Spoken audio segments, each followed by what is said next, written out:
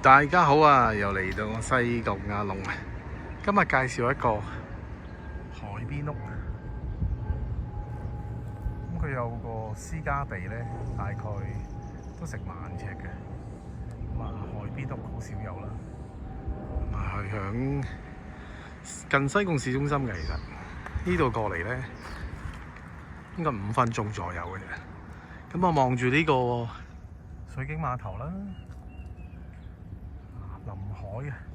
我哋見到啲咩咧？呢啲係嗰啲水筆仔啦，即係嗰啲紅木林啊，政府保護嘅啦。呢個海邊2100尺屋啦，售價3980萬，4000萬唔到咧就可以買到海邊屋啦。咁啊，睇下有冇興趣？唔容易揾嘅海邊屋，獨立一座仲要。超難揾到呢啲，咪超級優質物業啦。如果呢啲出租之前租10幾萬嘅，咁而家就可能冇咁高啦。係啦，我諗大概